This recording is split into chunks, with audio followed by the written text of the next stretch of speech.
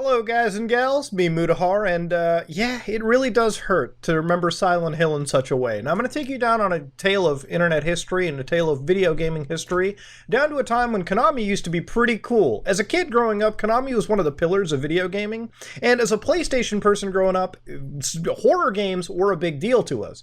I grew up with Resident Evil, I also grew up with Dino Crisis a little bit, but I never really touched Silent Hills. As somebody that grew up in a horror gaming environment, these games were a dime a dozen. There were a lot of people that were coming out creating horror games in that era. But two franchises that would lead that path would be Resident Evil and Silent Hill. Whereas I grew up with Resident Evil, facing item management, shitty controls, and B-movie plots, people who grew up with Silent Hill had atmospheric horror and an absolute game that would draw them in from start to finish. Recently, as I reached the age of 27 years old, I touched Silent Hill 2, and I must say, it is, without a doubt, the best horror game ever made. I don't take that term very lightly. I've played a lot of horror games. But Silent Hill 2 takes the cake, which made recording this video even harder on my soul. Now, for years ago, Konami released a game known as PT on PlayStation 4. Now, unless you have a hacked PlayStation 4 like I do, with my G Fuel on top coat sock, by the way, you can't get Silent Hill PT anymore, because the package has been removed from the servers. Konami has deleted all existence and mentions of it, and the only relics that exist are people like me who preserve video games having it sitting around in a server right now in their house. Now, if you actually played this game, one thing to notice is it's a very short title, 4 gigabytes in size. It looks absolutely breathtaking for its time, and even today. And it's one of those games where you walk into a L-shaped hallway, and you basically go around loops and loops and loops over and over and over again, solving puzzles as you get hunted down by a ghost named Lisa, who's always stalking you 24/7 in the entire game. It's actually pretty scary. The horrors inside it are very subtle, and the entire game builds itself upon having a brilliant atmosphere. As soon as you're finished the game, though, and you go through the entire final puzzle, one thing you'll always notice is a trailer plays, and this trailer has Norman Reedus, and it has mentions of Guillermo del Toro and Hideo Kojima, alongside an absolutely beautifully rendered environment. In fact, YouTuber Lance McDonald actually showcased this environment was rendered in real time using Konami's Fox engine. And you can actually walk around it. He actually hacked the game himself to basically fly around this environment, and it was very well detailed. Look at that. You can even scroll around and look at the apartments in the trailer. It's absolutely gorgeous. Now, this game had a lot of hype around it. In fact, it seemed like it was going to come out. People were ready and anticipated, and because of the actual showcase of PT, games like Resident Evil 7, Resident Evil 8 came out, following that similar style of gameplay or the atmosphere, really, and they took off like crazy. Why would they cancel this absolute money-printing machine? I don't know. There was a fallout that happened. It's actually one of the biggest gaming mysteries to ever occur. Nobody knows why Silent Hills got canceled. Nobody still has any clue. Whatever it is, it definitely cost a lot of good press for Konami, and they very, very quickly exited the video game industry and turned to the dark side of pachinkos and microtransactions. Now, one of the reasons this video is being made is, quite honestly, a couple days ago, this trademark hit up like crazy. Now, for those who can't understand the Japanese planted over here, I'll quickly Google Translate using the power of editing. I had another tab open. And you can actually see that this is a OCR text for Silent Hill. Now, of course, they're categorizing this in the machinery and equipment cabinet, pachinko machines, let's be real here, toys, hopefully not the adult variety, and then education and entertainment, which would be video gaming, because I'm pretty sure you're not getting educated with whatever Silent Hill has to offer. But, of course, trademarks get repealed all the time. Trademarks get renewed all the time. In fact, a lot of video game companies that have IPs that haven't even been touched for 20, 30, 40 years will probably renew all their trademarks in order to keep the IP and to keep it alive and healthy. This is just standard business legal practice. But because of this, you start to notice that, is this a sign that Silent Hill is coming back? No, not really. And to understand, we need to let Silent Hill die. We need to let Konami die. We need to let Konami's image die, because while once they were cool and based, now they are anything but.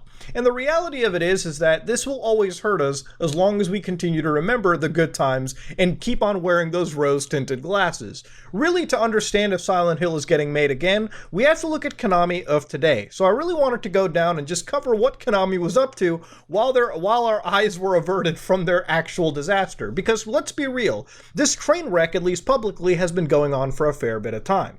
Now, it's not that Konami is doing bad. According to their financial highlights, they've actually been gaining higher net revenues as time has gone on. Even during the pandemic where they dropped, they seem to have been doing pretty fine as time has gone on. If anything, sales have been going up and their charts have been looking positive as time has been going on. In fact, if you look at the digital entertainment sales, which is what they call their video game sectors, they've been doing better year after year. And a lot of that has to do with the fact that they've released some pretty cool free-to-play games, like Yu-Gi-Oh! In the last, I think, few months, where, of course, Yu-Gi-Oh! Is a big tool, Yu-Gi-Oh! Is a very big IP, and people are going to jump in and pay for the microtransactions as time goes on. So, of course, when they release certain titles that are going to work just by brand power, of course, they're going to be gaining some big revenues. And this is a factor of the entire video game industry, right? Like, it's a lot cheaper to make, mobile games, to make free-to-play titles that cost less to produce, but you can monetize the ever-loving hell out of them, versus creating a giant AAA title. Now, if we look at Konami Holdings Group right here, you can see that they have 4 sectors that they've covered. Konami Digital Entertainment, which is, again, just their video gaming and mobile division. Konami Amusement Corporation, which creates a lot of their pachinko slot machines. Konami Gaming, which is all about the casino sector. Yes, indeed, they do make slot machines. And Konami Sports, because, yes, Konami is also involved somewhat in the healthcare industry as well. They cover a lot of stuff in Japan, and that is why Konami is still alive and healthy to this day. Yes, they have diversified their portfolio, and the dividends definitely show. Now, when it comes to video games like Silent Hill, we haven't really gotten a real Silent Hill game since Silent Hill Downpour in 2012. In fact, if we're going to be real upfront and honest here, the last Silent Hill video game was a pachinko slot machine that they made. And if it hurts to watch, here's an actual video I've seen of somebody showcasing the pachinko machine. That is what it looks like. It is without a doubt a slot machine with nice, cool animated effects of Silent Hill galore. Yes, this is the last real game. Actually, that's not true. The last real game, for anything that hurts even more, is Silent Hill Book of Memories. In fact, thanks to the Long Play channel, they're going to show you some footage. Now, I'm not going to tell you exactly what it is. Imagine if you took Silent Hill and just turned it into a dungeon crawler, like Diablo for it. Look at the gameplay. Look at it. Yeah, does it look like Silent Hill to you? Yeah, no horror anymore. It's just a shitty dungeon crawler. Yep, that's the last thing. They released it on the Vita, and if they complain about sales, well, they did it to themselves. Of course, Konami's video gaming sector was already kind of going down the drain during the PS3, 360, and Wii era, when they were really outsourcing a lot of their mainline titles like Castlevania, like Silent Hill, for instance. They really lost the charm of what made them where they were at. And it's because of a lot of these things that the entire sector started to dwindle a little bit. In fact, the last true game that they made was Metal Gear Solid 5, Phantom Pain, and Ground Zeroes. A pretty good game. Not that great of a Metal Gear story, if we'll be honest, but a good game nonetheless. I like the gameplay for sure. What? Okay, the last real game they made was Metal Gear Survive, okay? And I guess, imagine if you took Metal Gear and you took zombies and you took Survive. Can we stop talking about it? It hurts! No, really, the last big Metal Gear release they ever made was also a pachinko machine. Yeah, all the efforts for Konami's video gaming division is going into this. Look at this footage of Metal Gear Solid 3. It looks good. A lot of these cutscenes look amazing. I would love to play a Metal Gear Solid 3 remake that looks like this. But you know what they saved this shit for? Good old pachinkos. Woo! Say, get those 777s, boys. 'Cause There ain't no way you're gonna even show me a battle. Get out of here. Oh yeah, that's the battle. Look at that battle screen, boys. Woo!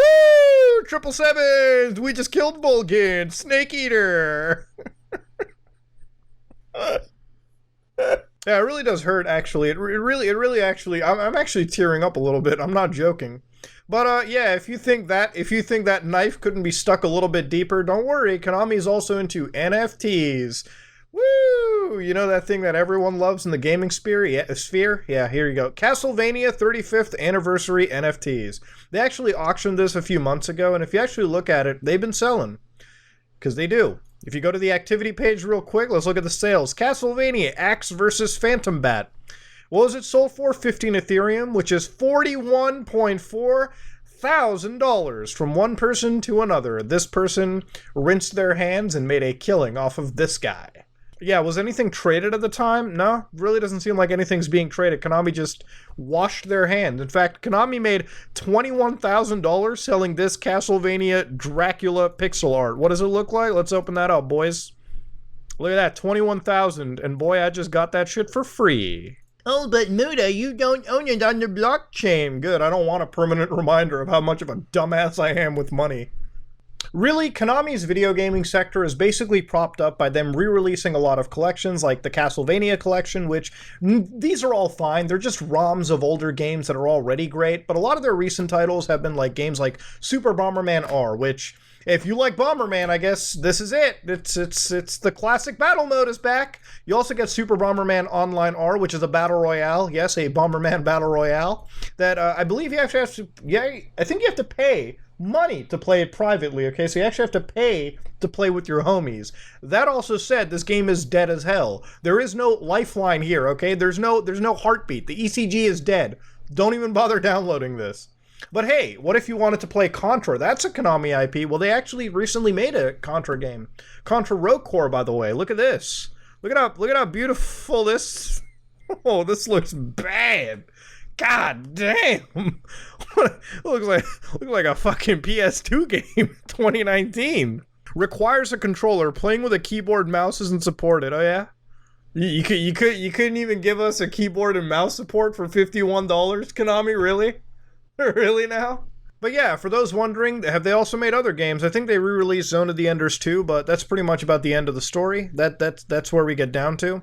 But yeah, that's generally the Konami experience as of 2022. But they've been involved in other things. Like, you know that Konami sells gaming PCs now? Yeah, I'm not joking. Here is R-Spear Gaming PC. Yes, Advanced Revolution of Esports. Yeah, they've been involved into it. Again, if you wanted to play Contra Rogue Core, you have 3 choices to pick from. You can go all the way to entry level with the C300. Kind of look like the shitty Mac Pro trash cans. But this comes with a Core i5-9400F, a 1650, and a 512 gigabyte SSD. God bless. Wait, can you actually buy these? Oh, Jesus, you actually could buy these. 184K for yen? Or how much is that? Yen to USD. Oh, baby, 1,500 for that shit? Oh, get out of here. Oh, no. Let's see what their high end is. I just want to laugh. C700. Oh, what do you get? The 2070 Super, a terabyte hard drive, and 512 gigs of SSDs? Okay, and you get LEDs? You gotta have the LEDs.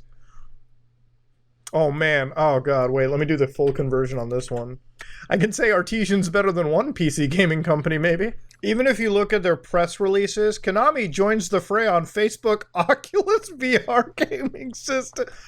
Oh, okay, you know, it's all over. Like, people who look at these trademark filings and think Silent Hills is coming back, to be real, the only way these things are ever going to come back is if larger companies like Microsoft or Sony or Nintendo actually take a look at these IPs and choose to buy them. Honestly, Konami is not in the mood to sell these IPs anyways. Frankly, they're really good for pitching up pachinko machines or selling them as free-to-play mobile titles. You know, this company is not hurting for money, unfortunately, so selling these IPs doesn't really come to their mind naturally. If anything, they'd be prone to, I think, leasing these IPs out to a lot of these companies so they can make games like Silent Hills. Konami could get, you know, like 10, 20% or 50% or whatever their IP holdings back to them, but a lot of these games are only going to survive is if a business deal is worked out, whether their IPs are leased out, or if companies like Microsoft, who are so large, can absolutely buy Konami and absorb it into their brand. But then again, that's also depending on how much these products are still worth to a lot of these business companies that are out there. To be real with you, games like Silent Hills, these franchises like Metal Gear, they're dead. They're all done and over with, and we're not going to get a game for a long time, if ever, from these companies, from Konami specifically. And the reason I wanted to make this video going down memory lane was to remind you of what kind of a company Konami is today. When it comes to their video games, they frankly do not care. They're running on whatever their old IPs are. They haven't been making anything new, and if they are making anything new in the world of gaming using such engines as the Fox engine, they're literally making sports titles, half-assing them if anything, to make a quick buck or at least retain some IP holdership, some trademark holdership of whatever they currently possess. Even when it comes down to games like Metal Gear, you're not going to really get anything new. And if you do get anything new, it's probably because companies like Sony have leased the IP or have worked out a deal to make a game or a remake for their specific systems. They may be making movies down the future. I think the Metal Gear movie is in the pipeline, but we're not really going to get anything from them. And it's a goddamn shame. Konami used to be one of the biggest players in the video game sphere. Hell, they are still cemented in video game history. To this day, the world's most iconic cheat code is the Konami code. Up, up, down, down, left, right, BA start. Yeah, that's pop culture right there. That's gaming history. And unfortunately with Konami, it's all done but dead. That said though, I wanted to make this video to let Silent Hill be put to rest. We're not really going to get a game. You're gonna have to temper those expectations, and you're gonna have to hope that companies like Hideo Kojima Productions, companies like Sony, companies like Microsoft, a lot of people currently in the horror game sector are gonna take the ethos of Silent Hills and rebrand it and resell it and reimagine it as something new for gaming to come. I think that's really what you're going to expect. That's the best, and that's really where the story kind of ends right here. I wanted to really just make this video, again, to take you down a history tour, to take you down memory lane, and also to just cathartically say, fuck you, Konami. That's what I wanted. That's really what, if you wanted to really get the whole vibe of this video down, that last phrase that I said is all that matters. That said, though, if you like what you saw, please like, comment, and subscribe. Just like it if you dislike it. I am out.